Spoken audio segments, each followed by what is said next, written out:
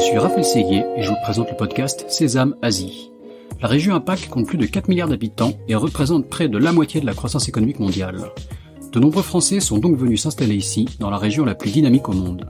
Cependant, réussir en Asie n'est pas toujours facile. C'est pourquoi j'ai décidé de voyager de Hong Kong à Singapour, en passant par Tokyo et Shanghai, pour rencontrer ces Français qui ont réussi en Asie, percer leurs secrets et les partager avec vous. Si le podcast Sésame Asie vous plaît, n'oubliez pas de laisser 5 étoiles et un commentaire sur Apple Podcast, cela m'aide beaucoup. Je vous souhaite une bonne écoute. Bonjour Johan. Salut, comment ça va ? Très bien, merci d'avoir accepté mon invitation sur Sésame Asie. On va ouvrir la Thaïlande avec toi, Johan Phal, donc. Tu es bien connu pour avoir monté la startup Getlinks à 22 ans en Thaïlande. À l'âge de 25 ans, tu levais des fonds d'Alibaba avec la même startup, qui est donc une plateforme de recrutement spécialisée dans la tech, qui fait aujourd'hui dans les 20 millions de revenus avec une centaine d'employés. Tu n'es maintenant plus CEO de cette entreprise, mais tu gardes un rôle stratégique au niveau du groupe. Tu vas nous expliquer tout ça. Et on va aussi parler de nombreux projets sur lesquels tu t'investis. Tu es aussi notamment chairman d'Adaptivity, une start-up dans le domaine de l'éducation. Tu as une newsletter, The Adaptive Economy, avec beaucoup d'informations, beaucoup de sujets passionnants aussi dont on va pouvoir parler. Tu investis aussi dans des startups dans le même genre de thématiques, notamment dans le domaine du climat, dans ce qu'on appelle la climate tech. Mais voilà, je vais te redonner la main pour que tu commences à te présenter et à nous orienter dans cette diversité de projets sur lesquels tu travailles. Donc, s'il te plaît, présente-toi brièvement. Merci, Johan. Bien sûr, merci Raphaël. Donc voilà, Johan, français, je suis né dans le sud de la France, à côté de Nice. J'ai grandi là-bas. J'ai passé presque 10 ans ici en Asie.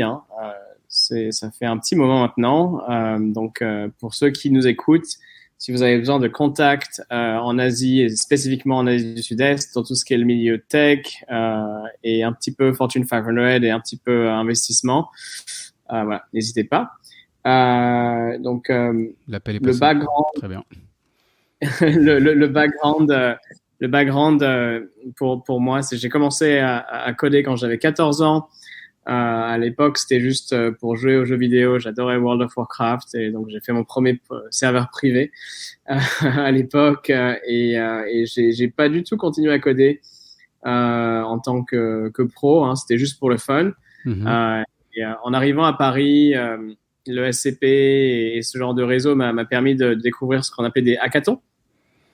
Donc ça, c'était quand j'avais 20 ans et j'ai fait pas mal de hackathons à Paris avec Angel Hack et quand j'ai été contacté par Rocket Internet pour venir travailler en Asie, j'ai accepté. Je suis allé bosser chez Lazada qui est aujourd'hui je pense la plus grande ou le top 2 plus grande marketplace d'e-commerce en Asie et j'ai pas pu m'empêcher de continuer à faire des hackathons.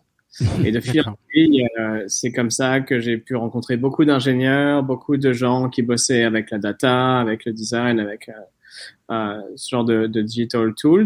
Et ça m'a amené à créer une boîte autour de ça. D'accord. Donc je t'interromps une seconde, mais donc ce qui saute aux yeux, c'est tout de suite un intérêt pour la tech, mais côté business, quoi. T'es allé dans les hackathons, toi, en tant que businessman, pour travailler avec des ingénieurs, quoi. C'est un peu ça l'approche. Quand je participais au hackathon, moi je codais. À tu codais aussi, d'accord. C'était un moyen fun pour moi de. J'étais pas un bon codeur, mais dans les hackathons, un moyen codeur c'est super utile. D'accord. C'est du prototypage, quoi. Faut... Du prototypage, c'était du Meteor.js, c'était du Node.js un petit peu à l'époque. C'était juste pour apprendre des nouveaux frameworks. En fait, c'est beaucoup plus fun de commencer à coder sur un nouveau langage avec un produit pratique que tu fais en un week-end que de le faire tout seul chez toi sur Code Academy avec ta mère qui dit d'aller faire la vaisselle. Donc non, à l'époque j'habitais plus avec ma mère à Paris effectivement, mais bon c'est fun les hackathons pour apprendre à coder. Et c'est vrai que j'avais pas mal d'idées. J'ai toujours aimé brainstormer avec mes amis en lisant TechCrunch et Gizmodo. Mm-hmm. Je rêvais de devenir comme ces gars-là. Et grâce à ça, au hackathon, j'ai pu rencontrer des gens super intéressants, des gens brillants qui connaît mieux que moi. Et fil en aiguille, je suis passé du codeur au business guy dans ces entreprises. Mhm. Mais pour GetLinks, c'est vrai que c'est moi qui connais le premier website à la base, qui était vraiment pas beau d'ailleurs. D'accord. Au niveau donc un site web qui restait relativement simple. Mais donc Ouais. Rocket, t'es passé rapidement. C'est Rocket qui t'a, enfin Rocket Internet. Donc tu peux peut-être, on en a peut-être un peu parlé sur le podcast, mais tu peux peut-être redéfinir ce que c'est Rocket. Mais qui te fait venir en Asie. Et donc t'as démarré dans quelle région en fait, dans quel pays? Ouais. Alors Rocket Internet, enfin c'est toujours d'ailleurs parce que c'est une boîte publique maintenant, mais à l'époque c'était un incubateur de boîtes dans l'internet fondé en Germanie, en Allemagne pardon, C'est un bel anglicisme en Germanie. par les frères Samwer qui sont assez connus. Ouais. Parce qu'ils ont mis 1 milliard de dollars sur la table pour créer les prochains Amazon dans le monde entier. Donc, ils ont créé l'Amazon d'Asie du Sud-Est, dans lequel j'ai travaillé. Ils ont créé l'Amazon de l'Afrique, qui s'appelle Jumia, qui est la première IPO tech de l'Afrique. Ils ont créé pas mal d'autres boîtes, Zappos, etc., des boîtes en gros de e-commerce. Et le rêve, c'était aller changer le monde en permettant en permettant d'avoir des millions de jeunes entrepreneurs et commerçants qui vont pouvoir devenir des online sellers en fait, et Mhm. du coup qui vont pouvoir gagner de l'argent et qui vont pouvoir être économiquement inclus dans le capitalisme. Et avec des projets, en reprenant souvent des concepts comme Amazon qui avaient déjà marché sûrement souvent aux États-Unis et en les appliquant dans des zones en développement, on va dire. C'est un peu ça Dans le des concept de base, pays quoi. Exactement, des pays Mhm. en voie de développement et en amenant le knowledge et la team. En fait, bon, ce qu'ils faisaient, c'est qu'ils recrutaient des gars comme moi ou même 1000 fois plus d'expérience que moi en Europe, en Allemagne, au UK et France, et ils les envoyaient, voilà, au Nigeria ou au Vietnam ou au Ah ouais, ah, Singapour. ils allaient vraiment chercher les talents pour les envoyer, d'accord. Ok. Ouais. Mm. Et ils avaient une équipe de super héros euh, qui euh, qui était vraiment l'équipe full-time de Rocket et qui eux étaient allés de pays en pays en fait. Et ils allaient dans le pays, ils montaient la boîte en 100 jours et ils recrutaient 300 personnes et ensuite ils allaient monter une autre boîte dans notre pays. Donc c'était D'accord. vraiment incroyable à cette époque. Et moi, je suis arrivé juste après l'équipe de la founding team. Donc c'était la boîte était déjà, je pense, il y avait 400, 500 personnes. Mhm. Bon, maintenant, Lazada, il y a plus de 6000 personnes, je crois. Donc c'est quelque chose d'un autre niveau. Mais donc c'était intéressant. La petite anecdote, c'est j'étais tellement pas informé de ce qu'était l'Asie du Sud-Est que quand j'ai eu la chance d'aller à Shanghai et j'ai vraiment adoré Shanghai et je voulais retourner en Asie et quand on m'a dit Rocket m'a dit tiens t'as un job à Singapour, je me suis dit super et en fait le job c'est pas à Singapour, c'était à Bangkok. Euh, D'accord. mais le headquarter de Lazada était à Singapour. Mhm. Euh, le staff n'était pas à Singapour parce que c'était beaucoup trop cher à l'époque d'avoir de monter une boîte. Tu la montes pas à Singapour, tu la montes dans un pays adjacent. Mhm. Et tu as l'entreprise qui est basée légalement à Singapour pour les raisons de taxes, mais en fait le staff était à Bangkok. D'accord. Donc quand Euh, même plus de 1000 kilomètres, j'imagine, quoi. C'est quoi, 1000, 2000 kilomètres facile, hein. ouais. Donc c'est comme ça que je suis arrivé à Bangkok. Et ça, c'était en 2014, 2013, 2014. D'accord, ok. Et donc, enfin, vas-y, explique-nous après la suite, quoi. Comment t'es venu l'idée? C'est quoi, il y a un élément déclencheur? Enfin, Euh, en fait, Lazada, c'était vraiment une super école. mhm. C'était vraiment une super école. J'ai eu la chance d'arriver dans l'équipe marketing en tant qu'interne. Et en face de moi, il y avait le CMO. C'était juste qu'ils n'avaient pas assez de sièges. et, et c'était juste que c'était l'anarchie complète, en fait, dans cette boîte à l'époque. Enfin, comme les vraies startups, quoi. Tu sais, tout est chaotique au début. Mhm. Et du coup, j'arrive, la première semaine, je tape les pieds sur les pieds du CMO. Les gars qui étaient dans cette boîte, c'était vraiment des pointures. Tu vois, le CMO, c'était aussi le CFO. C'était un ancien JP Morgan qui avait managé 100 millions de dollars de fonds chez JP Morgan à Wall Street. Enfin voilà, c'était des mecs vraiment d'un autre niveau. Et donc, toi, tu arrives en tant que petit interne et au final, il te donne la chance de pouvoir être avec des gens comme ça, de communiquer avec eux, d'aller boire des coups avec eux éventuellement aussi, et voilà, d'être sur le même piédestal et la même table. Mhm. Ça a vraiment été une aventure intéressante et bien sûr remplie de challenges. Mais j'ai vraiment beaucoup appris. C'est ça, il te donne ta chance, mais t'en as pas forcément deux, non? T'as l'impression que tout va très vite, quoi. Tout va très vite et si tu as plusieurs chances parce Quand même, que ouais. c'est la culture, tu peux fail, tu vois, tu testes un truc, ça marche, ça marche pas, bah tu te tais et t'en fais un autre. Mhm. Euh, et, et donc non, c'était intéressant, mais un truc qui manquait, c'était ce côté un peu hacker là, un peu hackathon, un peu codé. Et donc j'ai voulu rencontrer un peu l'écosystème de codeurs en dehors du bureau. Et j'ai commencé à organiser des meet-up tech, où en gros, voilà, le jeudi soir, après le travail, je disais, OK, on va dans un bar et puis on va parler de tech avec des potes, quoi. Mhm. Euh, et ça, le premier c'était chez moi, dans mon appart avec ma coloc, et on avait, je sais pas, une vingtaine de personnes quand même.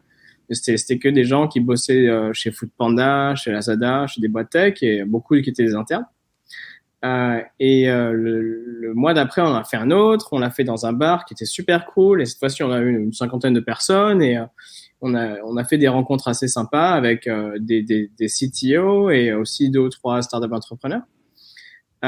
Et puis, mon ami qui était en Californie m'appelle, et lui, il faisait Drink Entrepreneur. En Californie, c'est un truc français aussi, ça s'appelle Apéro Entrepreneur. Mhm. Et lui, il a lancé Apéro Entrepreneur, Drink Entrepreneur en Californie. Il me dit, tiens, on a Tokyo, on a Séoul, ça te dirait pas de lancer ça à Bangkok? Moi, je me dis, bon, pourquoi pas, ça peut être une autre opportunité pour rencontrer du monde et voilà, boire un coup aussi. Comme le nom l'indique, ouais. Et, et au final, le troisième événement, on a fait dans un coworking space, on a eu une centaine de personnes. Il y avait tellement de monde dans le coworking space que la police est venue.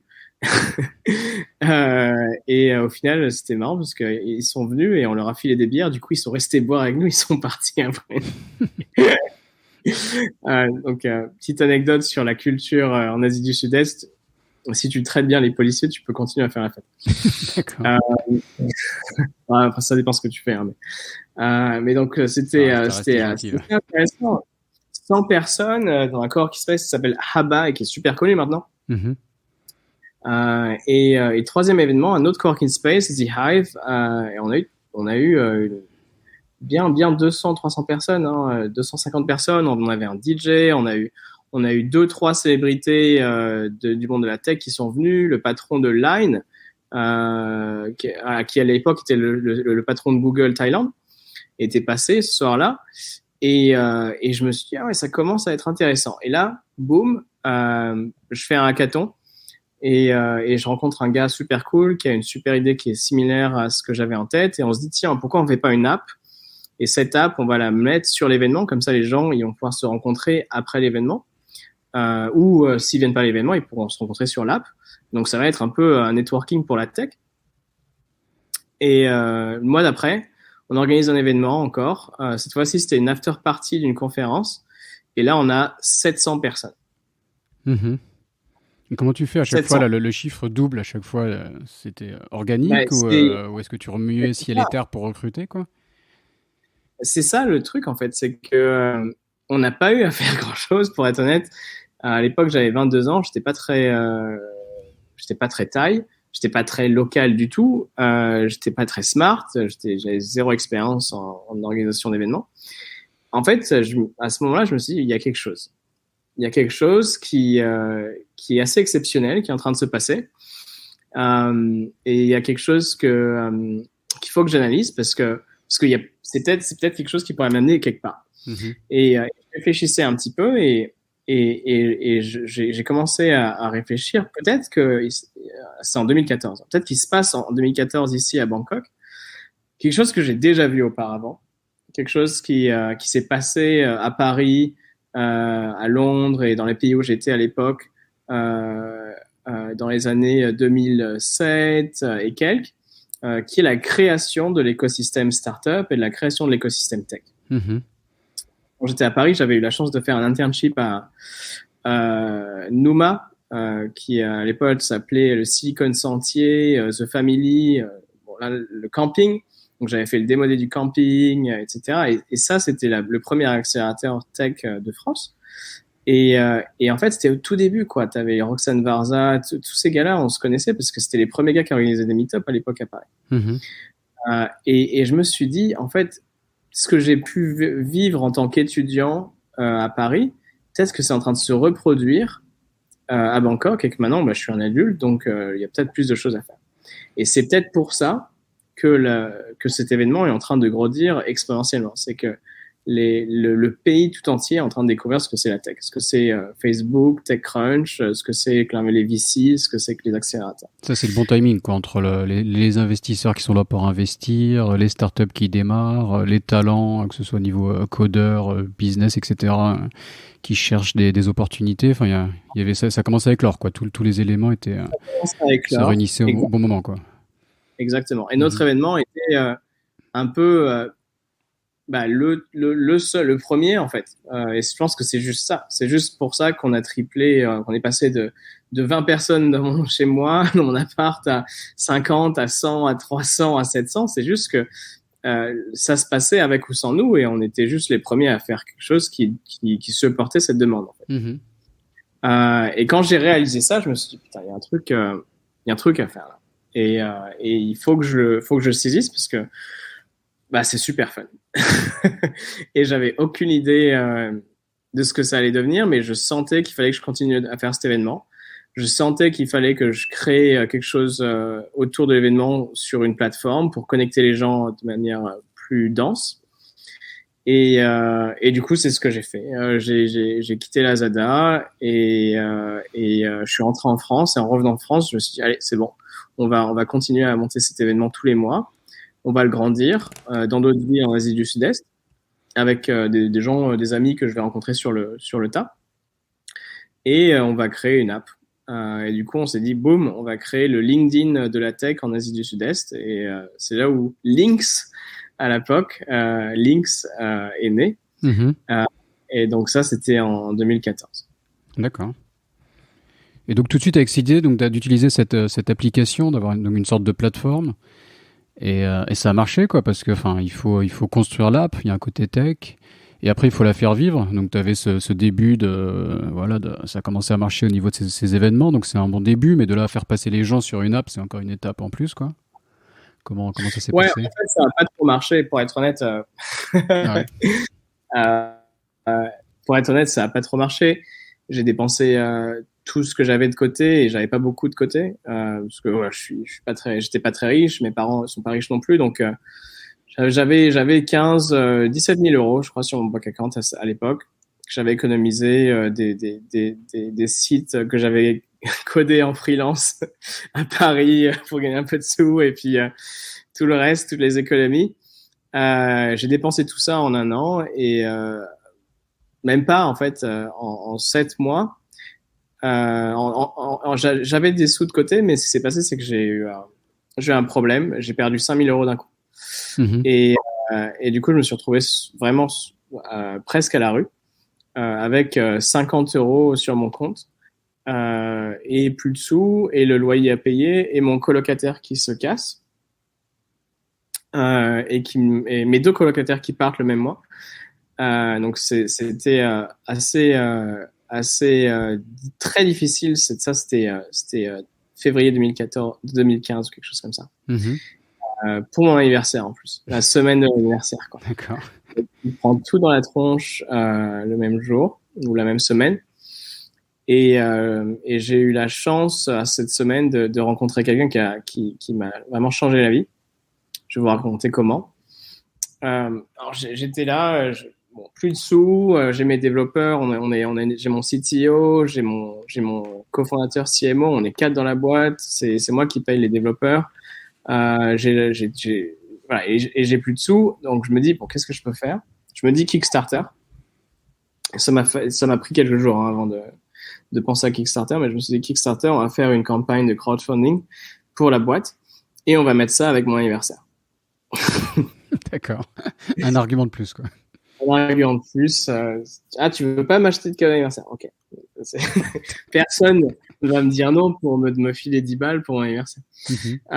C'était l'idée et c'est une idée complètement débile, pour être honnête. J'allais dire que c'était risqué, quoi. Le côté Kickstarter pour financer une boîte comme ça semblait compliqué, mais vas-y, explique. Mais ça a fait son taf. Ça a fait son taf parce ça a marché, quoi. Les gens en fait, on trouvait ça tellement ridicule et marrant, en fait, qu'ils l'ont partagé sur Facebook. Et du coup, tout le monde a partagé. Plus de 800 personnes ont partagé le truc, ou en parlait sur Facebook. Et du coup, ils n'ont pas donné grand-chose, mais ça m'a permis de reach vraiment beaucoup de gens dans mon réseau. Et je reçois quelques messages d'investisseurs grâce à ça. Des angels qui me disent tiens super bon j'ai vu ton truc c'est dingue t'es vraiment complètement fou de faire un Kickstarter pour ton anniversaire mais écoute on se rencontre pour un café et on voit un peu plus sérieusement ce que c'est ton projet. 2 jours plus tard je rencontre un des investisseurs dans un Carl Jr. qui est un peu l'équivalent de McDo ou de Starbucks et ce gars-là, super cool, m'avait rencontré en fait auparavant. Il était venu à un de mes événements et il avait été vraiment impressionné par la qualité de l'événement et des gens qui étaient là. Et du coup, il me donne $30 000. Enfin, il investit dans ta boîte quand même, non? Ou il te donne. Il investit $30 000 pour bien sûr un pourcentage de la boîte. Et ça m'a permis de commencer et de recommencer. Avec plus, voilà, sur un bon pied. Et grâce au Kickstarter, quelque part, quoi. Donc, moi, j'ai aussi l'expérience d'une campagne de crowdfunding qui n'a pas servi à grand-chose, mais en fait, c'est un outil de communication super, quoi, parce que quand on fait un Kickstarter, ou en France, moi, c'était un Ulule, tu peux aller voir tout le monde, tu peux avoir les médias, et un projet qui, en soi, n'est pas intéressant, devient intéressant juste parce que c'est un Kickstarter. Enfin, j'exagère, mais il y a un peu de ça, quoi. Ça donne une raison de communiquer, quoi. Donc, bien sûr. Je souligne un peu ton expérience. Je pense que c'est pas inutile, quoi. Ouais, c'est un bon outil marketing. En fait, ça permet de donner une excuse pour mobiliser tout ton réseau. En plus, ouais. Je crois que j'ai même envoyé à tous les emails de mon Gmail, même les gens qui étaient, enfin mon prof de l'école primaire a pu potentiellement recevoir l'email, quoi. J'espère qu'il avait gardé un bon souvenir de toi en tant qu'élève. Ouais, ou pas, je sais pas, mais je pense que oui. Et du coup, il m'a envoyé un message d'encouragement, ce qui était assez marrant. Ouais. Donc, au pire, tu reçois des messages d'encouragement de tes professeurs d'école primaire et de collège, et au mieux, tu réussis à collecter des fonds. Donc voilà, donc c'était assez funky, mais ça s'est passé. Et, alors, je pense que la page est toujours sur la plateforme. C'est Indiegogo, hein, c'est pas Kickstarter. Je pense que si vous tapez Johan Fall Birthday Startup, vous pouvez trouver le truc. Et vous verrez les images. J'étais vraiment fou à l'époque. Hein. Je me dis, je pourrais plus faire ça aujourd'hui. Ça donne envie d'aller voir, là. C'est vrai que je sais pas ce que tu as fait pour rameuter autant de monde, mais ok. Et donc là, tu avais $30 000, donc voilà, ça repartait, tu avais de quoi payer un peu ton staff, ça donnait quelques mois de visibilité, quoi. Voilà. Et puis c'est très encourageant. C'est très encourageant de enfin, quand tu commences une boîte au tout début, que t'as pas de ressources, t'as pas de famille dans le pays, t'as pas de, tu vois, ma famille en France comprenait rien à ce que je faisais. Ils me disaient mais rentre en France ou va bosser dans une boîte corporate. Donc ça fait du bien d'avoir un peu de support concret et ça permet à l'époque, voilà, c'était le début des startups. Il y avait 0 startup ici, ou peut-être qu'il y en a eu 3 ou 4. Ils s'appelaient même pas des startups, tu vois. Donc ça permet de faire partie du truc et ça donne de l'énergie. Et avec cette énergie, là, on est arrivé à quelque chose qui est vraiment a été extraordinaire. En 4 étapes. Première étape, On a fait, avec les 30 000 dollars, on s'est dit, bon, si les gens ils veulent de la tech, ben, on va leur donner de la tech. Donc, on a décidé avec mes cofondateurs d'importer le concept de South by Southwest, qui est une conférence super cool, conférence tech super cool aux US. Et on s'est dit, on va faire le South by Southwest d'Asie du Sud-Est. On va commencer par Bangkok.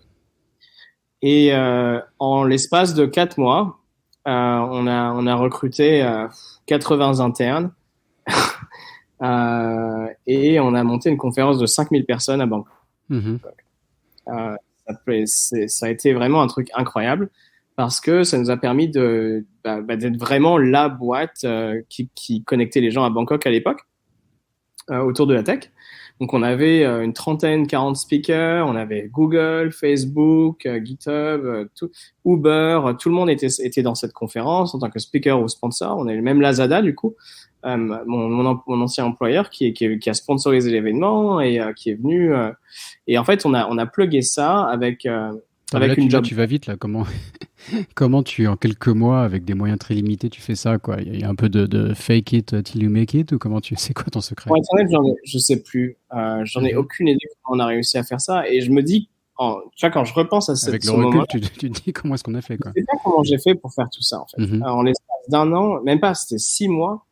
Je pense tu vois, il y a beaucoup de gens qui disent entreprendre, c'est quelque chose il te faut des ressources, etc. Et c'est vrai que, tu vois, si j'avais attendu d'avoir 40 ans pour entreprendre, bah, j'aurais pas eu besoin de lever de l'argent puisque j'avais 40 000 dollars à mettre, tu vois. Mais en termes d'énergie, je pense que ça, c'est vraiment un atout pour les jeunes entrepreneurs. C'est l'énergie que tu as quand tu as entre 20 et 30 ans, tu l'auras plus après, quoi. Et la créativité, j'avais vraiment la dalle, en fait. Avoir même un peu d'inconscience, quoi. Quelque part, tu fais des choses qui sont presque un peu folles, mais quand ça marche, bah, c'est génial, quoi. C'est de l'inconscience. Et tu vas voir, ce que je vais te dire après, c'est encore plus inconscient. Parce que cette conférence de 5000 personnes, on a fait 70 000 dollars. Du coup, on s'est pas arrêté là. Donc, complètement inconscient. On a réussi à doubler le cash qu'on avait avec ça. Et on a créé une job board où on a mis des jobs et les boîtes qui pouvaient avoir une booth pendant l'événement de la conférence, en fait, ils avaient des job posts gratuits. Et c'est comme ça qu'on s'est rendu compte qu'en fait, il y avait un business autour de job posts et autour de recruter des ingénieurs. À partir de là, grâce à ça, en fait, complètement inconscient, je me suis dit, bon, bah maintenant, sky is the limit. J'ai appelé à Y Combinator et 500 Startups. Et écoute, on a eu la chance de passer l'interview à 3 heures du matin et d'être pris. Et du coup, 3 mois plus tard, bah, on était en Californie. D'accord. Avec 125 000 dollars de 500 Startups. Et on était la première boîte tech de Thaïlande et probablement une des premières en Asie du Sud-Est à aller en Californie dans l'accélérateur de 500 Startups US. Qui est un des plus gros, c'est quoi, incubateur, accélérateur de startups C'est le plus gros. Enfin, il y a Y Combinator qui est peut-être considéré le meilleur, mais voilà. 500 Startups, c'est on a eu Benjamin Macro, que tu connais peut-être, de Malaisie, qui vient d'intégrer Y Combinator sur le podcast récemment. Exactement. Donc ça, c'était vraiment complètement inconscient et incroyable. Et donc, du coup, on a rejoint, on est arrivé là-bas et c'est Fire Startup B15, Batch 15, si vous voulez regarder. Il y a les photos et c'était vraiment une expérience incroyable parce que je suis interne chez Lazada dans une boîte de e-commerce je suis fondateur et CEO d'une boîte qui est dans Fire Startups dans la Silicon Valley. C'était vraiment un truc de fou, quoi. Comment ça se passe, quoi? Tu passes un certain temps là-bas et ils t'incubent à distance. Enfin, je veux dire, t'es loin de ton marché pendant une certaine période. T'as une sorte de formation, voilà, où on t'accélère. T'as des mentorships, t'as des programmes, t'as des cours, en fait. Donc, c'est comme un MBA. Sur place, tu dors et tu bosses toute la journée, t'apprends toute la journée, tu rencontres des gens dans la tech toute la journée. Et t'as accès à un réseau aussi, j'imagine, quoi, tous les alumni de l'incubateur. Oui, ils ont des mentors, c'est des alumni, ou les mentors, ils viennent faire des speeches et tu leur parles, tu leur prends tu leur prends les contacts, tu les vois pour des cafés. C'est super intense, ça dure entre 3 à 6 mois.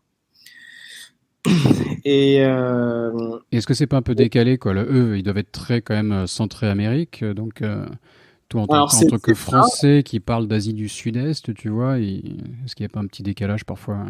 Il y a toujours eu un décalage. Déjà, Mhm. le fait que je sois français et que je monte une boîte en Asie du Sud-Est et que je sois aux US, Ça fait beaucoup. Ouais. c'est qui cette alien, quoi. Mais en fait, j'ai appris à jouer de ça. Tu vois, un jour, pendant Fire Startups, il y a le président c'était un truc de fou encore.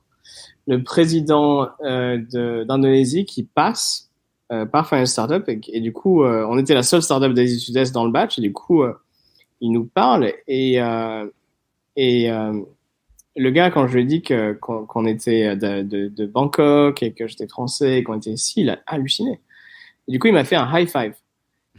D'accord. Ce que tu fais quand tu comprends pas ce qui se passe, tu fais des high five avec tout le monde et du coup, ça passe en fait. D'accord. Une autre astuce à retenir. Tu rencontres un alien, tu fais un high five, quoi. Tu lui dis pas bonjour. Donc voilà, donc j'ai été un peu le high five à cette époque et les 3 prochaines années après ça, ça a été ça. Les gens, ils comprennent pas qu'est-ce que je fous là, qu'est-ce qu'un Français à moi de black il fait en Asie et du coup je fais des high five et du coup bah ça passe. Euh, donc on est revenu de Bangkok avec $700,000, de Fire Startup avec $700,000 qu'on a levé grâce à un VC japonais qui s'appelle CyberAgent Ventures, qui est la plus grosse boîte de gaming au Japon, s'il y a des gens qui sont dans le gaming. Et j'ai rencontré ces gars-là au Vietnam en leur promettant qu'on allait faire la deuxième conférence au Vietnam. Et du coup, on l'a fait. Et on a eu 4000 personnes à cette conférence. Et on l'a fait là, juste la même année, en fait. Et donc, vous pouvez regarder sur YouTube Saigon Tech Job Fest, Saigon Tech Fest. Et donc ça, c'était vraiment incroyable parce qu'on a eu le Independence Palace qui est un lieu très symbolique pour le Vietnam. Et on a rencontré un ami qui avait un contact et du coup, on a pu louer ce lieu. Et c'était vraiment un truc incroyable en fait. Et là, en parallèle, bien sûr, on augmentait notre produit, on ajoutait des features, etc. Et de fil en aiguille, très rapidement, ça nous a permis d'avoir ces conférences et ces événements nous ont permis d'avoir le réseau assez exceptionnel de tous les gens qui sont dans la tech en Asie du Sud-Est et qui parlent anglais, quoi. Mhm. On a ouvert Singapour, on est allé en Indonésie, on est allé aux Philippines. Et on est allé à Hong Kong et là on a rencontré Alibaba et Alibaba pareil high five et on avait pas mal de revenus aussi et on avait une équipe qui était assez solide et du coup effectivement Donc là ça tournait, quoi. Il y avait l'application d'un côté, la plateforme, il y avait ces événements et les deux marchaient ensemble quelque part, quoi. On avait 4 marchés, ouais. Mhm. On avait Singapour, Bangkok, Vietnam et Hong Kong. D'accord. Sur le côté recrutement, quoi. Là le business model était aussi installé, quoi. Vraiment recrutement parce que c'est ça qui faisait les plus grosses marges en fait. Et c'est une industrie qui est, quand tu montes une boîte, le truc que j'ai appris avec ça les 10 dernières années, c'est faut trouver une industrie qui est vraiment pas intéressante en fait. Mhm. Et faut la digitaliser. C'est-à-dire que le recrutement, c'est une industrie tellement ennuyeuse que tu vas pas avoir beaucoup de compétition en fait. Alors que si tu fais de la fintech, bah bonne chance. Tu vois ce que je veux dire? Mhm. Et donc, parce qu'on faisait du recrutement, du coup, et parce qu'il n'y avait pas beaucoup d'autres compétiteurs là-dessus, on pouvait aspirer tout le marché et tout le momentum et toute l'énergie et tous les fonds aussi. Et donc, grâce à ça, Alibaba investit. Et quand Alibaba investit, notre plus gros compétiteur, c'est Indeed, Monster et Seek. Ça, c'est les 3 plus gros players dans le monde des job boards et du recrutement. D'accord. LinkedIn ne rentre pas dedans Si, bien sûr. LinkedIn, mais c'est une autre Ils catégorie. sont un peu C'est ouais. pas des job boards, c'est Ils sont vraiment moins spécialisés, quoi, plus généralistes. social network. Mais effectivement, ils sont compétiteurs aussi. Mais en termes de job board, ce qui est le produit qu'on avait à l'époque, c'était ces trois-là. D'accord. On parlait à Indeed et en fait, Seek a investi dans le même round avec Alibaba. Et donc ça, c'était vraiment un truc qui nous a mis, ça nous a permis d'aller vraiment sur un next level, d'avoir notre plus gros compétiteur qui investissait chez nous. Du coup, c'est presque un pré-rachat quelque part, quoi. C'était un pré-rachat. D'accord.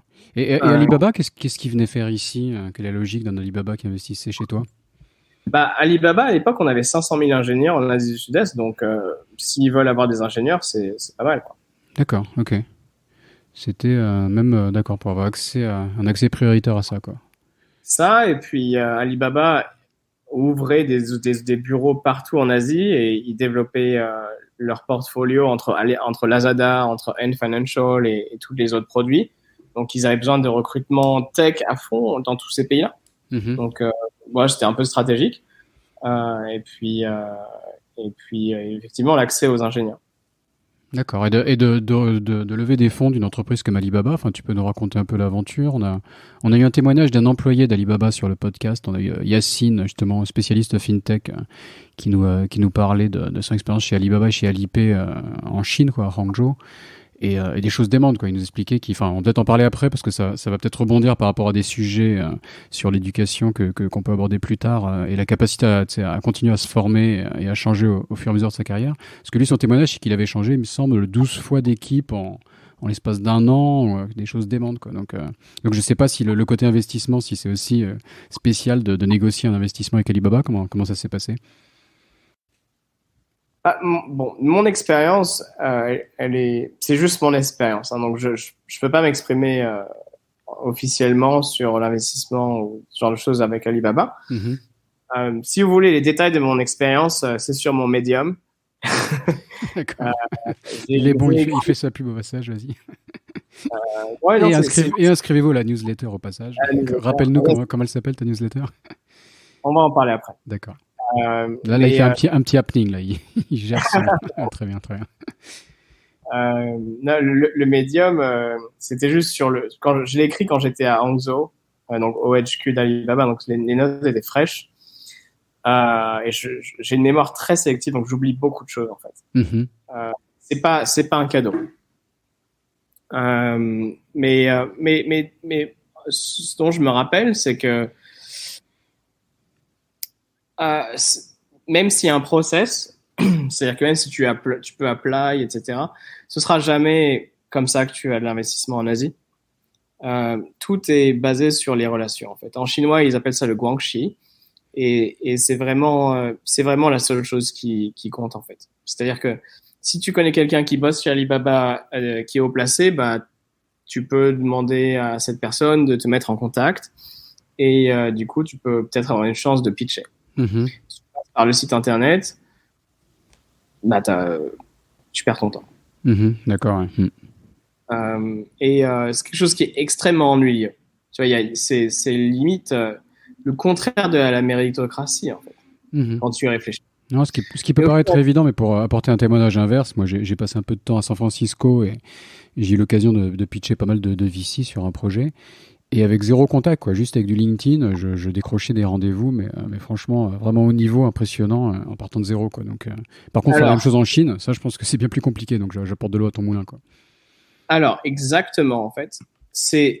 À première vue, c'est l'opposé de la méritocratie, parce que c'est juste les gens qui se connaissent entre eux et point barre, et t'as aucune chance, et la vie est pas cool. Mais en vérité, comme tu l'as dit, tu peux, si tu es proactif et que tu es un peu inconscient, tu peux aller networker tous les gars chez Alibaba et tu peux choper un investissement. Et de la même manière que tu peux le faire sur LinkedIn Silicon Valley, tu peux aller networker tous les gros VC et choper un café avec eux.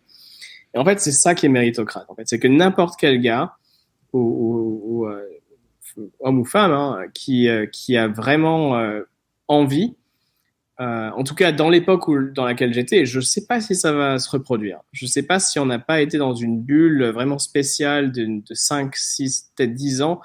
Je ne sais pas si ça va se reproduire les 10 prochaines années. En tout cas, mais à l'époque où j'y étais, Ça a permis à un gars comme moi qui suis pas chinois, qui j'ai aucun rapport avec cette culture, mais je faisais quelque chose de un peu intéressant et j'étais assez fou pour attirer de l'attention et d'avoir une communauté de plusieurs centaines de milliers de personnes dans ma plateforme, du coup d'avoir un meeting pour le fundraising.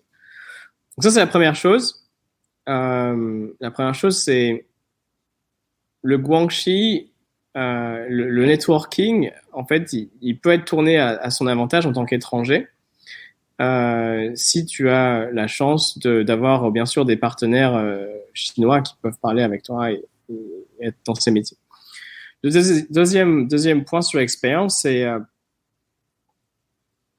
en fait dans la tech, il y a quelque chose qui est assez extraordinaire, c'est les gens quand ils connaissent pas un sujet, ils vont être assez ouverts en fait à écouter les gens qui sont plus jeunes. Donc, dans une culture normale en Chine, quelqu'un de 23 ou 24 ans qui vient parler, il est très junior, donc il n'a pas le droit à la parole, en fait. C'est les seniors qui ont le droit à la parole. Et ça, c'est en temps normal. Et en fait, parce que nous, on faisait quelque chose qui était tech et qui était spécial, et donc les seniors n'avaient aucune idée, ils nous donnaient la chance de leur apprendre, en fait, et de nous écouter pour qu'ils s'en sachent plus et pour qu'ils fassent partie du truc, en fait. Et donc ça, c'est vraiment la chance que on a pu avoir à l'époque qui nous a permis de décrocher cet investissement, c'est qu'on leur apprenait les choses de la tech. À un moment où même Alibaba voulait apprendre des choses de la tech en Asie du Sud-Est sur le côté HR. Donc, on pouvait briser ce plafond de la culture de seniorité qui est en Asie très présente. Et, vous connaissez bien sûr au Japon, mais en Chine, c'est la même chose. Grâce à cet aspect tech, donc on écoute les jeunes parce qu'ils connaissent la tech. Et je pense qu'aujourd'hui, ça n'existe plus. Si tu parles de digital ou de e-commerce à quelqu'un, aujourd'hui, c'est tellement mainstream, c'est plus intéressant. Mais aujourd'hui, je pense qu'il y a deux topics qui vont être là pour les 5-10 prochaines années. C'est la deep tech. Donc, si tu es jeune et que tu parles de deep tech, les gens vont t'écouter. Et si tu es jeune et que tu parles de sustainability tech, les gens vont t'écouter aussi. Donc voilà, donc ça c'était le deuxième point qui nous a permis d'avoir ces meetings. Et troisième point, je pense que c'est vraiment être régional en fait. C'est qu'on était, la plupart des boîtes en Asie du Sud-Est, elles couvraient un pays et c'est tout. Mais elles étaient vraiment les winners de ce pays, tu vois. Il y avait des boîtes super belles qui étaient le numéro 1 à Singapour par exemple, mais elles étaient qu'à Singapour. Et nous, on était dans 4 pays où on avait vraiment des 4 bureaux avec tu vois, une centaine de personnes et on faisait de l'argent dans chacun des pays. Donc ça, c'est quelque chose qui était assez unique et donc qui nous a permis de décrocher Alibaba à l'époque. Est-ce que c'est suffisant aujourd'hui pour lever de l'argent? Je ne sais pas. Est-ce que c'est suffisant aujourd'hui pour être une unicorn? Je pense pas. Mais à l'époque, ça nous a permis de passer ces milestones en tout cas. D'accord. Et quand tu dis nous, tu avais un partenaire qui était thaïlandais, c'est ça à l'époque? Bien sûr, j'avais un partenaire chinois, 2 partenaires thaï. D'accord. Parce que ce qui est assez unique, quoi, enfin de monter des business avec des partenaires asiatiques, c'est pas évident. Et je sais pas, j'ai remarqué, enfin donc tu l'as fait avec succès, semble-t-il. Tu as recruté un CEO qui est hongkongais, c'est ça maintenant, pour Getlinks? Ouais. Alors en fait, notre cofondateur chinois, c'était lui. À l'époque, il était CFO, donc il s'occupait de la finance et des trucs légaux où moi j'étais pas super à l'aise. Et de fil en aiguille, on s'est passé comment on dit déjà, le feu, le flambeau, le flambeau. Voilà, merci.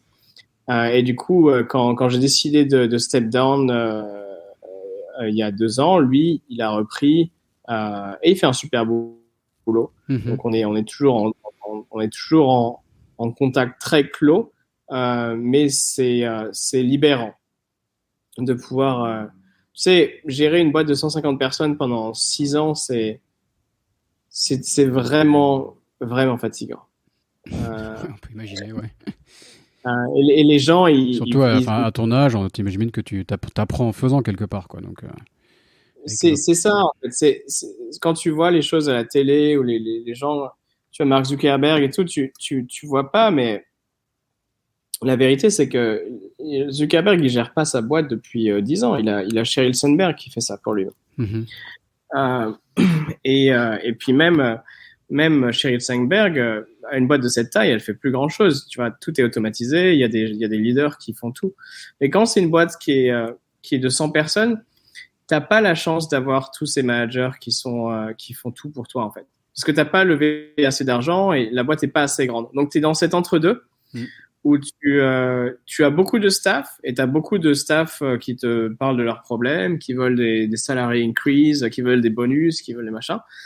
Mais tu n'as pas la chance de pouvoir avoir assez de ressources pour passer ces problèmes à d'autres personnes. Comme quand tu as 1000 personnes, par exemple. mhm.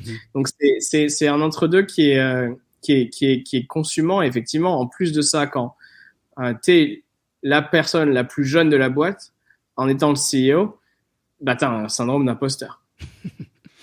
Donc ça, c'est encore plus fatigant. Mhm. Et donc, je recommande à tout le monde de commencer l'entrepreneuriat aussi jeune qu'ils le peuvent, mais en même temps, trouver quelqu'un pour récupérer le day-to-day de votre business dès que vous pouvez. Sinon, vous allez avoir un cancer.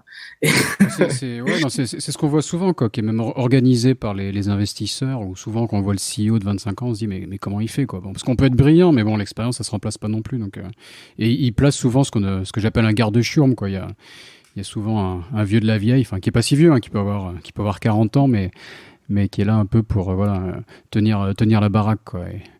Voilà. Mais toi, donc, il n'y avait pas ça. Donc, est-ce que tu as trouvé quand même des mentors qui t'ont aidé? Est-ce que tu as eu comment t'as géré ça, quoi? Bah, premièrement, mon cofondateur hongkongais, il a été un peu toujours le plus vieux de l'équipe, et donc avec le plus d'expérience. Et il a toujours été un peu cette personne. Comme tu disais, le garde-chiourme, il était là. Après, lui, ce qu'il y a, c'est qu'avant, il faisait un autre business en même temps. Un business vraiment traditionnel, électronique. Il vendait de l'électronique de Chine en Asie du Sud-Est, donc c'était un truc vraiment classique. Donc il n'était pas full-time. Mhm. Et on le gardait sur le côté, et il faisait ce qu'il avait à faire. Et de l'autre côté, bien sûr, l'expérience que j'avais pas, ça a été rencontrer des gens. À chaque fois que je sortais, c'était pour aller rencontrer des mentors, des investisseurs qui me connectaient avec des mentors. Et ça, dans les 4 pays où on était. Donc, à l'époque, il n'y avait pas le Covid. J'étais dans l'avion toutes les semaines. Et j'avais la chance d'aller à des conférences pour parler sur scène, voilà, entre 100, 1000, 2000 personnes. Parfois, et c'était bien sûr quand tu parles sur scène avec 1000 personnes, il y en a bien un ou deux qui vient te voir et qui est un mentor et qui te partage leur expérience et qui t'aide, et du coup ils investissent dans ta boîte, ou bien tu deviens ami avec eux. Donc c'est une expérience humaine incroyable. Le seul problème, c'est que ça va tellement vite que tu n'as pas le temps d'absorber et de vraiment connecter ou leverager sur ce que tu as autour de toi, en fait. Mhm. Et c'est pour ça qu'en 2019, je me suis vraiment rendu compte. J'ai beaucoup trop de gens dans mon réseau qui sont géniaux, intéressants, et je leur donne pas ce qui desservent, en fait. Mhm. Et c'est pour ça que je voulais ralentir un petit peu pour pouvoir vraiment voir ce que je peux faire avec mon réseau et comment je peux aider les gens dans mon réseau. Et je pouvais pas être en train de gérer le day-to-day à 100% et mon réseau en même temps. Mhm. C'est quelque chose qui est pas possible. Quand tu es CEO, tu vois, t'as 150 personnes à payer tous les mois. C'est si t'as pas de cash, voilà, c'est toi qui es responsable. Si t'as un défaut de paiement à gros client, bah t'as un délai de salaire, tu peux pas faire ça. Donc t'as toujours ces day-to-day operational concerns qui sont comme une épée de Damoclès, et ça te bloque vraiment d'être créatif et de donner ton temps aux autres. Et c'est frustrant parce que les gens, ils t'envoient des messages sur LinkedIn, ils t'envoient des messages sur Facebook, tu leur réponds jamais, Mhm. tu leur réponds 2 semaines après, et les gens, ils deviennent fous parce qu'ils se disent c'est qui ce gars-là qui se croit, qui se prend pour quelqu'un d'important, alors qu'en fait, c'est juste que tu es en train de burn-out. Non, on peut vite être débordé, c'est clair, quoi. Et donc, à un moment, tu as décidé de prendre un peu de recul et tu as travaillé sur d'autres sujets. Je crois qu'il y a eu plusieurs acquisitions, ça, qui ont été réalisées par l'entreprise. Donc, quand j'ai décidé de step down de CEO, ça m'a permis d'avoir une vision plus large ou plus holistique de ce qui se passait et de comment utiliser mon temps à bon escient. Donc, ce que j'ai réalisé, c'est que on a eu la chance, on a eu beaucoup de chance les premières années, mais on n'allait peut-être pas avoir cette chance les années qui viennent. Ça, c'était en 2019. Et donc, il fallait qu'on restructure l'entreprise pour qu'elle soit profitable et pérenne, malgré qu'il y ait de la chance ou pas. Donc ça, c'était la première des choses, réfléchir à comment est-ce qu'on peut restructurer la boîte pour dépenser moins de cash et être solide en cas de tempête. Donc sortir un peu d'une logique de start-up avec des levées de fonds et juste brûler du cash et aller se transformer dans une entreprise un peu plus traditionnelle peut-être, enfin un peu plus pérenne. Pas sortir d'une logique de levée de fonds et de start-up, mais sortir d'une logique de brûler du cash. D'accord, ok. Donc ça, c'était la première des choses. Et à l'époque, on brûlait beaucoup de cash. À un moment, on était à $300 000 par mois. Donc c'est pas rien. Donc ça, c'était la première des choses. C'était réaliser comment est-ce qu'on peut faire ça. Et en faisant ça, est-ce qu'on pourrait pas réutiliser ce cash qu'on ne dépense pas pour investir dans d'autres entreprises qui sont des business vertically integrated ou bien qui sont des business qui sont potentiellement adjacents, compétiteurs et qui pourraient nous aider pour ouvrir des nouveaux market shares qu'on n'a pas aujourd'hui. Et donc ça a été le cheval de bataille de 2019 à 2020, 2021 même, parce que c'est ce que je fais toujours un petit peu. Et ça nous a permis de racheter 2 entreprises qui étaient des compétiteurs ou qui étaient des vertically adjacent business qu'on a intégrés dans Getlings Group. Et ça, c'était donc vraiment un truc nouveau pour moi, donc beaucoup plus intéressant qu'être CEO, parce que c'était de la corporate M&A en fait. Donc c'était, en français, c'est fusion-acquisition. Et ça a été vraiment intéressant. On a racheté un des leaders en Indonésie et Philippines. On a racheté notre plus grand compétiteur à Hong Kong avec l'aide d'Alibaba, parce que c'était un des portfolios d'Alibaba qui s'appelle SCMP, South China Morning Post, qui avait leur job board, et du coup on a racheté leur job board. Donc ça, c'est sous les opérations de Getlings Group maintenant, et ça a été une très belle réussite sur ce côté-là. Il y a eu beaucoup d'autres choses qui ne sont pas aussi bien passées. Mais ça, en tout cas, c'est quelque chose dont je suis très fier. Et si je n'avais pas été sorti du rôle de CEO, je n'aurais jamais eu la chance et l'idée de faire ça. Donc des rachats d'entreprises donc avec des activités assez similaires, mais sur d'autres marchés. Avec quoi, la logique d'être juste plus gros et de dominer la région? Quelle était la stratégie derrière, quoi? Non, exactement. C'est juste, on veut être le numéro 1 dans le technologie en Asie. Ok. Et comment ça se passe concrètement? Toi, tu tapes à la porte du CEO de ton concurrent, tu fais salut, tu lui dis est-ce qu'on peut discuter? Enfin, comment t'abordes la question? Comment ça se démarre, ce type de discussion? En général, encore une fois, ça va être du réseau. Donc, et en général, quand tu parles de CEO à CEO, c'est un peu un combat de coq. Ouais. Donc, ce qui se passe, c'est que tu parles de CEO à CEO et ensuite tu demandes s'ils ont besoin d'aide et ensuite tu parles aux investisseurs du CEO. Et eux, ils vont te dire si le CEO a besoin d'aide. Et ensuite, tu vois s'il y a quelque chose. Et en l'occurrence, pour nous, on avait l'info que ces boîtes étaient en difficulté financière et qu'elles levaient de l'argent. Et du coup, on leur a proposé d'investir d'abord et ensuite de reprendre la boîte. Et ensuite, l'intégration, enfin, vous êtes intégrés sous une même entreprise maintenant ou ça reste un peu des entités quand même différentes? Et si oui, l'intégration s'est bien passée, quoi? Alors, intégration bien passée, ça dépend de ce que tu veux faire. En fait, un truc qui est très important en Asie, c'est vraiment la localisation. Donc, pour nous, garder la marque, c'était un des assets qu'on voulait acheter. Donc, on a voulu garder les marques de ces boîtes. Par contre, tout ce qui est le back-end est maintenant intégré. Le management est intégré, le payroll est intégré, la finance est intégrée. Mais garder les marques, pour nous, c'était quelque chose qui était valuable. Donc, c'est ce qu'on a fait. Dans quelle optique? Aujourd'hui, Getlings, on a levé une très grosse série A qu'on n'a pas annoncée. En plus de la série A qu'on avait déjà levée il y a plusieurs années, on a relevé dans ce qu'on appelle un bridge. Mm-hmm. Mais on l'a pas annoncé parce qu'on n'était pas assez fiers. Pour être honnête, en 2019, on voulait lever une série B qu'on n'a pas réussi à achever de 20 millions de dollars. Et du coup, on voulait pas annoncer quelque chose qui n'était pas plus gros que ça parce que c'est quelque chose qui ferme des portes en fait. Mm-hmm. Donc on a levé un bridge qui était très conséquent et qui nous a permis de faire ces investissements. Et là, le but, c'est de lever une série B de 30 millions d'ici les 18 mois. Mm-hmm. Voilà. Et donc là, on parle avec des investisseurs institutionnels comme IFC, World Bank et d'autres.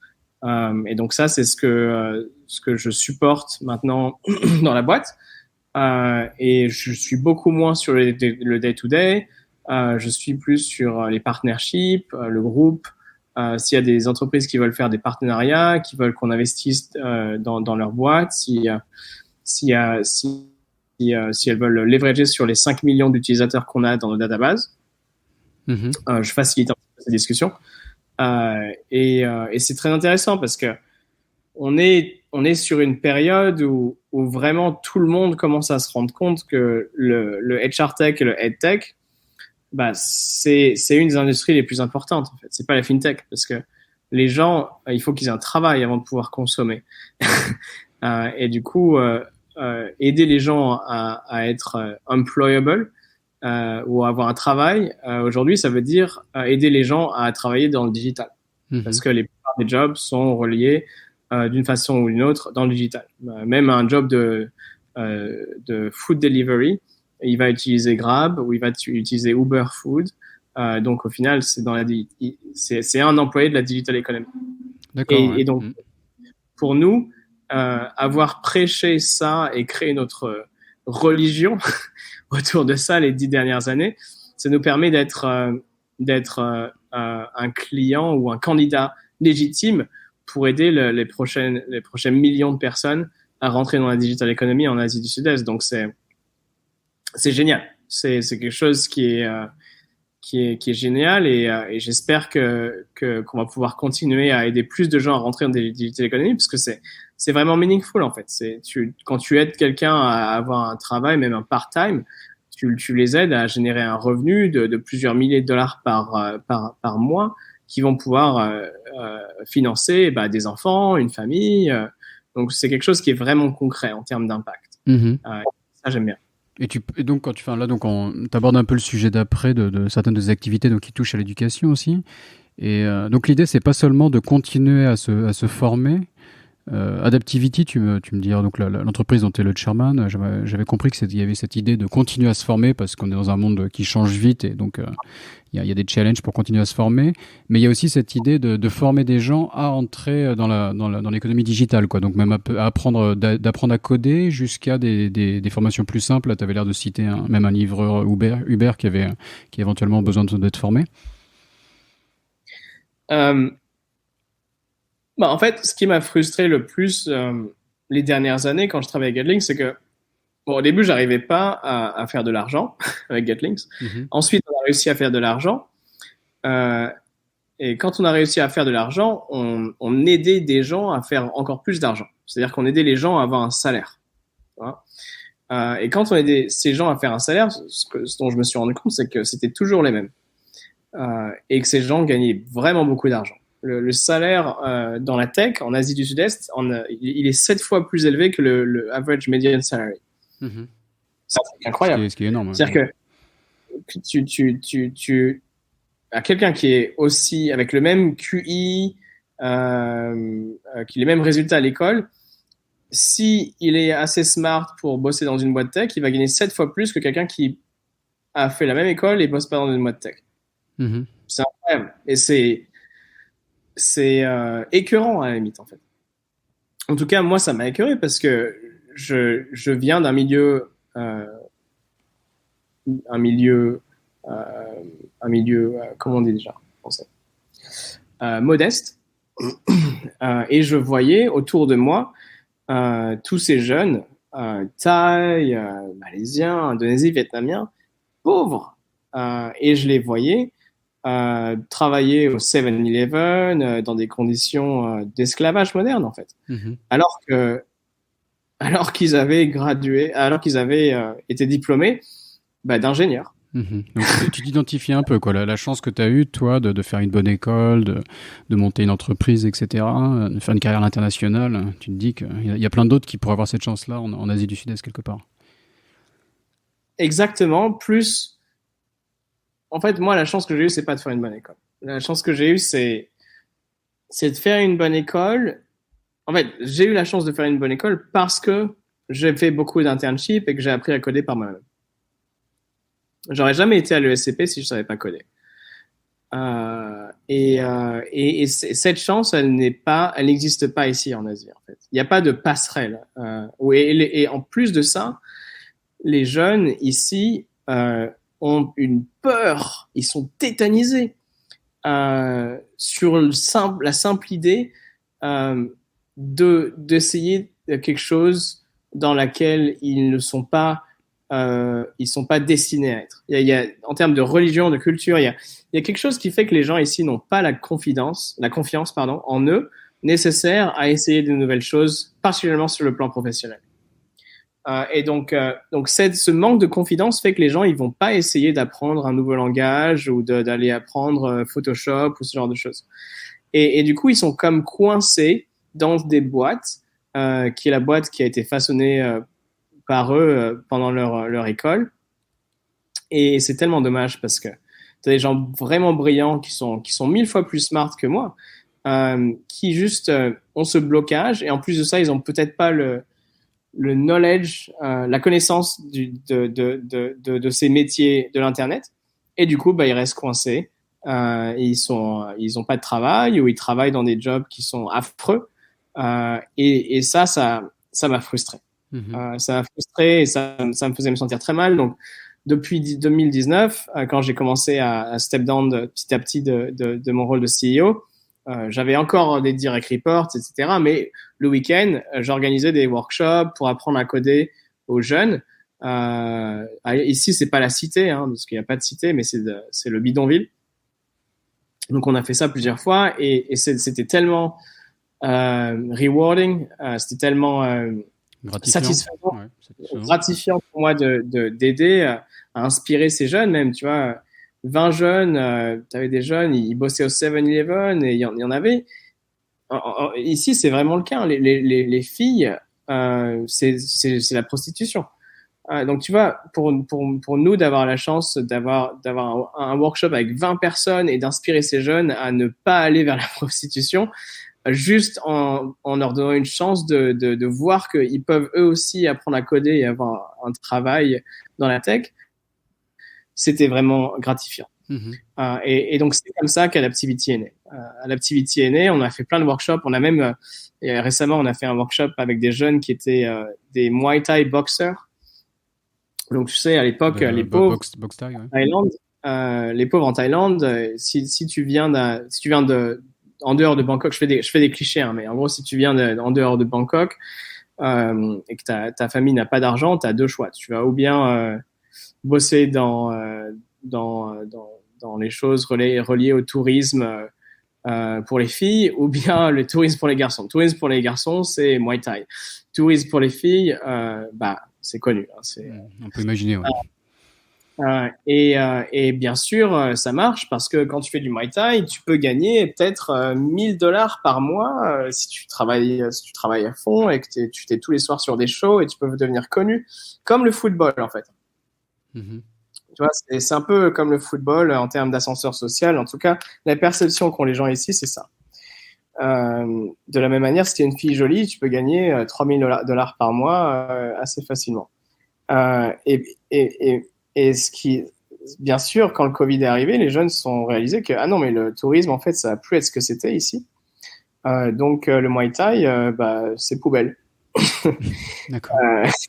Parce que tu vas plus pouvoir devenir un Didier Drogba du Muay Thai ici parce qu'il n'y a plus de touristes pour payer les tips. Donc on est allé faire un workshop et on a 2 jeunes on les a vus il y a 6 mois et maintenant ils codent du JavaScript quoi. Et donc ces jeunes-là, ils vont pouvoir gagner 3000, 4000 dollars par mois peut-être dans quelques années. Mm-hmm. Et ça c'est incroyable. Et on n'avait même pas besoin de leur apprendre à coder tous les jours, on avait juste besoin de leur montrer qu'ils peuvent le faire. Mm-hmm. Et donc ça, c'est les premiers workshops qu'on a fait. Le pied à l'étrier, quoi. D'accord. Voilà, ça c'est les premiers workshops qu'on a fait avec Adaptivity. C'était un workshop très simple et j'invite n'importe qui dans votre ville, si vous voulez faire la même chose, à nous contacter ou à le faire par vous-même. C'est un workshop très simple où tu leur permets de créer un résumé avec leurs photos, etc. en HTML et CSS en l'espace de 1 heure, 1 heure et demie. Juste en copiant-collant des morceaux de code, ce qui est super facile. Et ça, c'est super gratifiant pour eux. Parce que un CV en ligne, quoi. Ça leur fait un CV en ligne, numéro 1, mais en 2, ça leur donne la confiance que ils peuvent coder un truc. Et là, ensuite, ils deviennent curieux, ils ont la confiance en eux. Et ensuite, ils peuvent commencer à aller sur des plateformes comme Udemy ou LinkedIn Learning, etc. Ça, c'était quand on a commencé Adaptivity il y a 1 an et demi. Et c'était juste pour le fun. Depuis Adaptivity, ça a grandi. L'équipe a levé un pré-seed. L'équipe a des contrats avec des clients du CAC 40. Donc voilà, ça commence avec quelque chose. Et mon rôle, effectivement, c'est investisseur plus. Dans le sens où il y a plusieurs boîtes dans lesquelles j'ai investi, mais celle-là, spécifiquement, la mission sociale me plaît tellement que j'ai envie de faire plus. Donc, je lève de l'argent pour eux, mais je les aide aussi sur la stratégie, sur pas mal de choses. Donc c'est pas mon nouveau travail, mais c'est juste une boîte que j'aime beaucoup et que j'ai envie de voir exploser. Et peut-être qu'un jour je serai vraiment beaucoup plus sur cette boîte, mais non, c'est vraiment une très belle mission. Donc s'il y a des gens qui sont intéressés sur les tech en Asie du Sud-Est, Adaptivity est à Singapour et en Thaïlande aujourd'hui et cherche à ouvrir France d'ailleurs. Voilà. D'accord, le message est passé. Et donc, tu as d'autres initiatives qui vont au-delà de l'éducation, c'est ça? J'ai parlé un peu en intro de tout ce qui touche au climat. Donc, qu'est-ce que tu es en train de faire comme investissement? Quels sont les différents projets sur lesquels tu travailles? Et est-ce que tu peux expliquer d'une manière cohérente un peu? Est-ce qu'il y a une cohérence dans l'ensemble que tu essaies de construire? Bien sûr. En fait, la cohérence... elle vient de ce que j'ai commencé il y a 10 ans, quand j'étais à Paris. S'il y a des gens qui sont à Paris, qui ont eu la chance d'être un peu dans le milieu tech les 10 dernières années, ils ont probablement entendu parler de ce qui s'appelle les makerspace. Et le premier makerspace à Paris s'appelait La Paillasse. Et j'étais un des cofondateurs de La Paillasse, avec Thomas Landrin et Marc et Ludo et plusieurs autres. Une des boîtes qui est née à La Paillasse... c'est Eligo Science. Si certains de vous connaissent Xavier Duportet, c'était un très bon ami et on s'est rencontrés à la Paillasse à l'époque. C'est là où il a commencé vraiment à faire de la deep tech sur ces produits qui sont maintenant connus. Xavier Duportet, maintenant, c'est une célébrité en France. Il a 100 000 followers sur Facebook et voilà, ça c'est la Paillasse Mafia. D'accord. Un autre exemple, c'est les makerspace, c'est des espaces où des startups plutôt hardware qui vont construire donc une device peuvent avoir accès à des outils, c'est ça? Oui, et même à l'époque, c'était même pas des startups, c'était juste des projets, quoi. Tu vois, c'était des gars qui voulaient apprendre à faire du hacking un peu hardware ou du biotech, comme Xavier par exemple. Et voilà, ils allaient à la Paillasse pour rencontrer des scientists ou pour avoir un labo où ils pouvaient faire des trucs un peu illégaux d'ailleurs. Très illégal même. On on avait la quadrature du net avec la paillasse à l'époque, tu vois, qui est le plus gros réseau de hackers en France. Donc voilà, c'était ces groupes-là, c'est la Paillasse Mafia. Et en fait, donc la Paillasse, c'était la première boîte que j'ai montée et c'était une NGO. C'était une ONG, pardon. Et j'ai toujours voulu faire quelque chose sur ce côté-là, qui est sauver la planète. Et à l'époque de la Paillasse, il y a 10 ans, nous, notre rêve, en tant que fondateur, c'était de créer un réseau mondial de techniciens, d'ingénieurs, scientistes, etc., pour pouvoir sauver la planète. Mais à l'époque, au final, on était juste une bande de hippies et on n'était pas connus, on n'avait pas de sous, donc c'est pas allé très loin, la Paillasse. C'est resté une NGO et on a éduqué des entrepreneurs qui aujourd'hui sont très successful. Hein. Tu pourras regarder, il y a plein de projets super intéressants qui sont nés de Hello Tomorrow, par exemple. Mais voilà, ça n'a pas été ce qu'on voulait.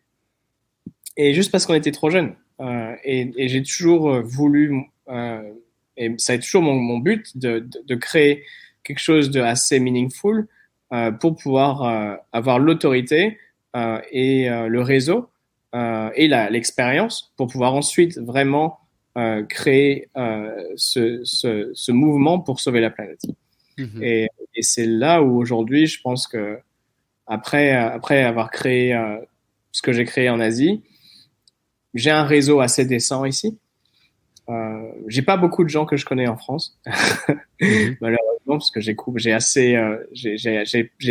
pas beaucoup passé de temps les 10 dernières années en France, mais j'ai envie maintenant de reconnecter avec la France et justement avec ce nouveau projet qui est l'ambition que j'avais les 10 dernières années. Et du coup, j'ai consolidé tout ça dans un livre qui s'appelle The Adaptive Economy, qui explique ce que je pense et ce que les 900 personnes que j'ai interviewées sur le sujet pensent de ce qui va se passer les 30 prochaines années et de là où les entrepreneurs, avec les investisseurs et les ingénieurs, peuvent intervenir pour sauver le climat.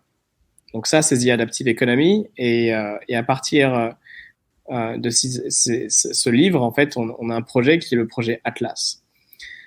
Et le projet Atlas, c'est le dieu qui soutient la planète, en tout cas, en vérité, qui soutient le ciel pour qu'il ne s'effondre pas sur la planète.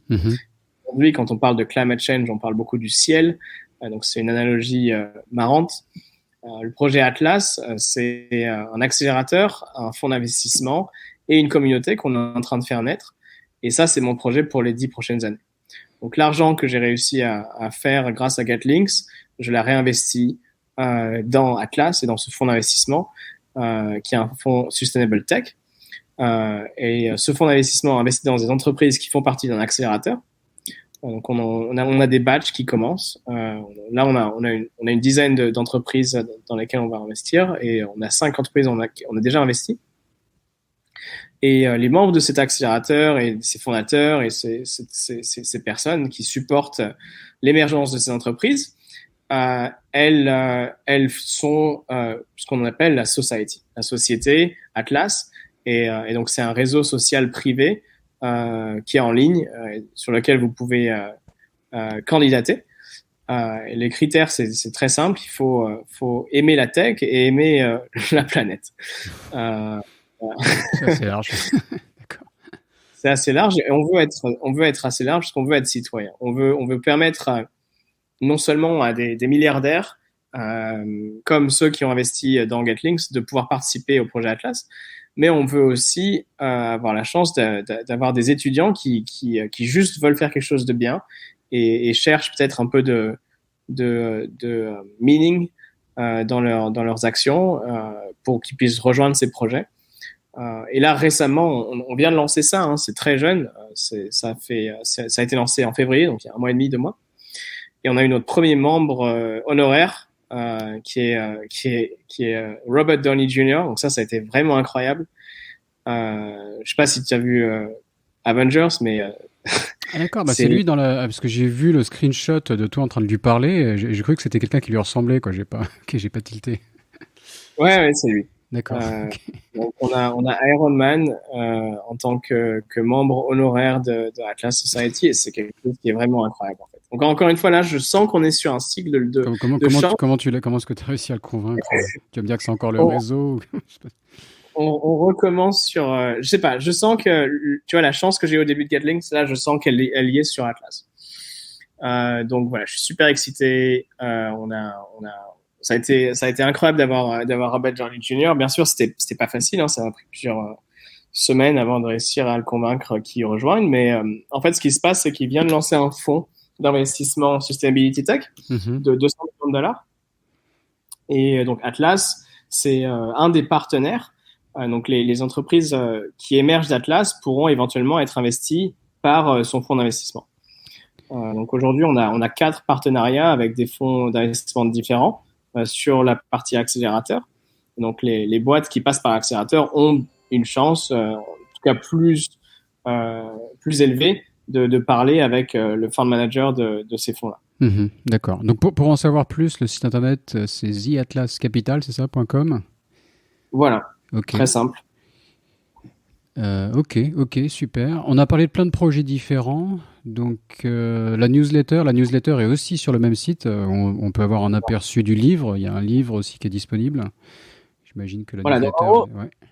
gros, Ouais. pour expliquer la logique entre tout ça, la logique, c'est un livre. Mhm. Et à partir du livre, il y a tous ces projets. Et même Getlinks est une des verticales du livre. En fait. Donc dans le livre, je donne 13 industries qui ont besoin d'être redesignées pour sauver la planète.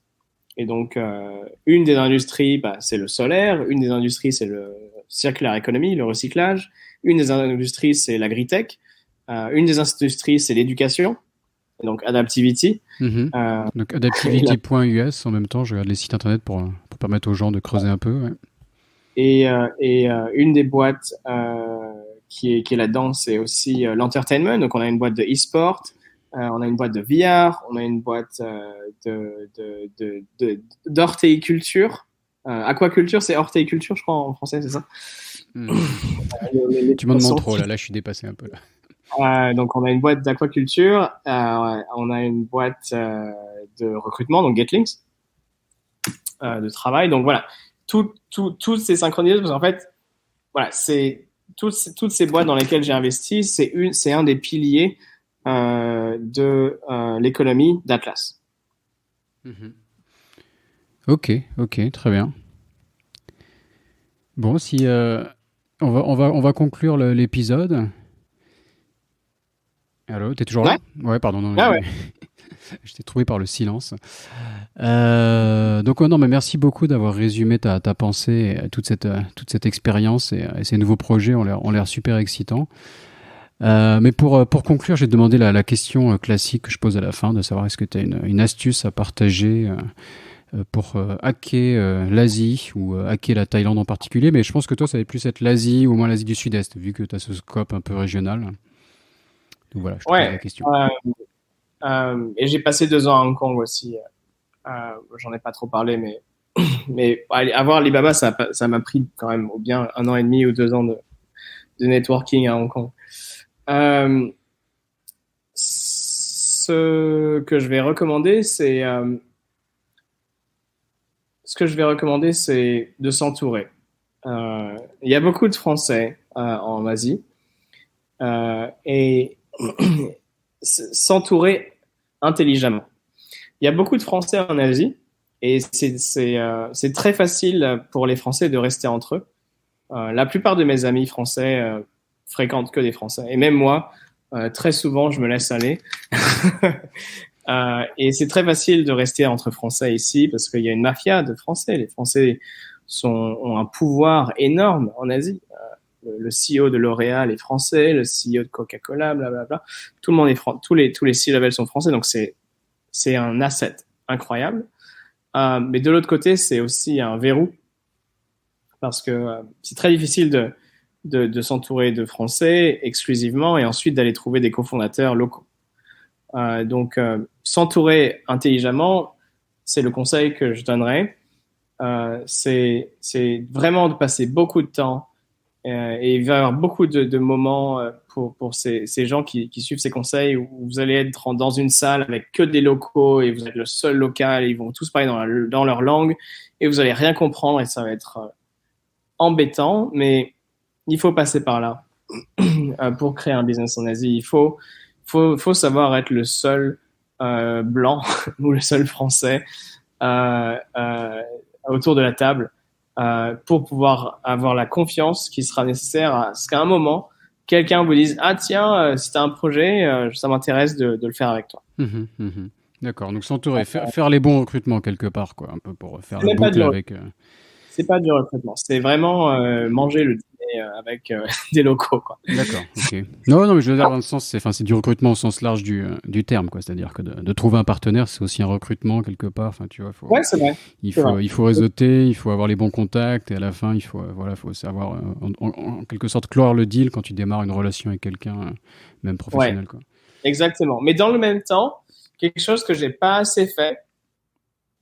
Et c'est la raison pour laquelle j'accepte aujourd'hui avec beaucoup d'engouement de faire ton podcast, Raphaël. C'est que il faut vraiment pas oublier que les Français en Asie, ils ont vraiment un gros réseau et qu'ils sont là pour aider aussi. Donc c'est quelque chose que j'ai pas assez fait. Tu vois, je regrette de pas avoir été beaucoup plus dans les cercles français, networking et les cercles de C-level en Asie, parce que j'aurais pu faire beaucoup plus de contacts et du coup de sales et quelque chose de beaucoup mieux aussi. Donc, pour mon prochain projet, j'ai vraiment envie de reconnecter avec tous les Français en Asie, mais aussi beaucoup de Français en Europe. J'ai vraiment envie de faire le pont entre l'Europe et l'Asie et d'aider les Français en Europe à connecter avec mes connexions ici en Asie. Et c'est quelque chose que je recommande. Donc, c'est s'entourer intelligemment, c'est faire les deux. En fait. C'est garder les connexions avec les Français tout en sachant à des moments être un peu le seul Français du coin pour trouver les gens qui vont travailler avec toi. Alors, je pense que tu as fait le plus dur. Tu as déjà connecté avec toutes les différentes nationalités. Donc, de revenir un peu plus vers les Français, ça va être facile. Mais je te sais. Je suis ravi. S'il y a des gens qui ont besoin d'aide, n'hésitez pas à m'ajouter sur LinkedIn. Et si vous voyez que j'ai des gens en commun que vous voulez contacter, n'hésitez pas. D'accord. Donc, Johan Fall. Fall, ça s'écrit F-A-L. Johan, D-J-O-A-2-N. Je pense que tu dois être le seul sur LinkedIn, assez facile à trouver. Ok, super. Merci beaucoup, Johan. Le message est passé. En tout cas, n'hésitez pas à connecter avec Johan. Voilà, merci beaucoup. Je te souhaite bonne chance sur la suite. Salut. Santé. Bonne chance à tous. Bye bye. Cet épisode de Sésame Asie est maintenant fini. Si vous êtes toujours là, c'est que ça vous a sûrement plu. N'hésitez donc pas à laisser 5 étoiles et un commentaire sur Apple Podcast. Cela m'aide beaucoup. Pour me contacter, le plus simple est de m'ajouter sur LinkedIn, Raphaël Séguier, S-E-G-H-I-E-R. N'hésitez pas à me dire ce que vous avez pensé du podcast, à suggérer des invités ou des thèmes qui vous intéressent. Tout feedback est le bienvenu. Merci d'avance et je vous retrouve au prochain épisode. Salut!